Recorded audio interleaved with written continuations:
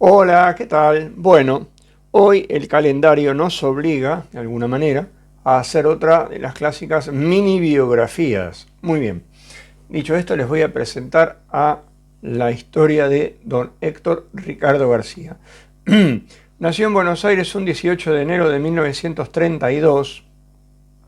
En 1950, Natalio Botana, fundador del diario conservador y populista Crítica, lo despidió tras una corta incursión como ayudante de fotógrafo. García no se dio por vencido y en 1952 consiguió un préstamo bancario y fundó la revista Así es Boca, el primer medio futbolístico partidario, en este caso del Club Atlético Boca Juniors. El éxito de la revista deportiva fue tan grande que en 1954 fundó el mítico diario Crónica, que aún existe. Según dijo, eligió una palabra esdrújula lo más parecida posible a la del diario de Botana, Crítica, Crónica. La madrugada anterior a la salida del primer ejemplar, mandó a empapelar las paredes en los aledaños del diario de su ex jefe, como una forma de provocación. La pegatina decía Crónica. En abril de 1963 fundó una editorial que se haría cargo de la revista Así es Boca, del diario Crónica, y luego sacaría también una revista de tipo farandulera que se llamaría solamente Así. Todas las publicaciones respondían al mismo estilo, un lenguaje popular, sencillo, riguroso en la corrección ortográfica que él mismo hacía y sensacionalista. No truculento, ni prensa amarilla, como se suele decir, sí era un diario sensacionalista. En 1965 compró parte de Radio Colonia, de la homónima ciudad de Uruguay. En 1970 compró Canal 11 de Buenos Aires, transformándose en un pionero de los multimedios en la Argentina. Tenía diario, una radio, un canal de televisión abierta. En 1972 compró el cineteatro Astro, que rebautizó Astros y Estrellas. En 1974 compró el Teatro Tronador de la ciudad veraniega o balnearia de Mar del Plata, en la provincia de Buenos Aires. Sin embargo, no todo era color de rosa. Durante la dictadura de Onganía, en la década del 60, Crónica fue clausurado y censurado varias veces.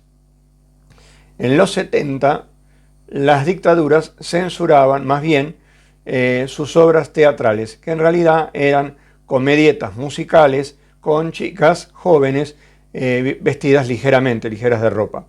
En 1974 participó de un episodio que casi acaba en un conflicto diplomático con Gran Bretaña.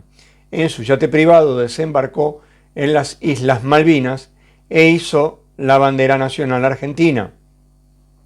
Ante la protesta de las autoridades británicas, José López Rega, ministro del Interior y monje negro de Perón, detuvo al empresario, más bien para evitar el conflicto diplomático. Ya con el dictador Jorge Rafael Videla en el poder, en 1976, fue secuestrado por publicar la noticia en exclusiva de la muerte de Mario Santucho, líder del ERP, Ejército Revolucionario del Pueblo, de extracción marxista. Aunque luego, milagrosamente, según él mismo dijo, fue liberado. Es decir, nunca supo ni entendió por qué lo liberaron y no lo mataron. Tuvo un Dios aparte. Eso sí, sus teatros, sufrieron misteriosamente atentados con bombas. No hubo víctima porque los mismos fueron de madrugada, como una advertencia.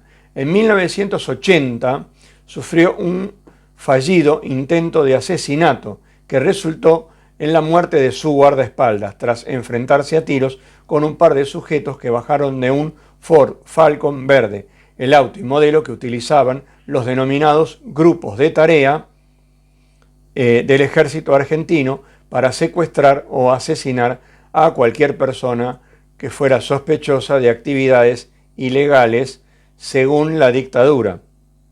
En 1983, cuando volvió la democracia, intentó recuperar Canal 11, que había sido expropiado por la dictadura de Videla. Pero Alfonsín se lo impidió, argumentando que sería una práctica monopólica, tanta concentración de medios. Se concentró en los medios que ya disponía para hacerle una campaña en contra al gobierno de Raúl Ricardo Alfonsín. Hasta que en 1987 el presidente cedió y le dio la licencia del Canal 2 o TV2. El mismo se encontraba en la ciudad de La Plata, que está a unos 50 kilómetros de la capital. Tenía una señal muy débil y era muy difícil de sintonizar.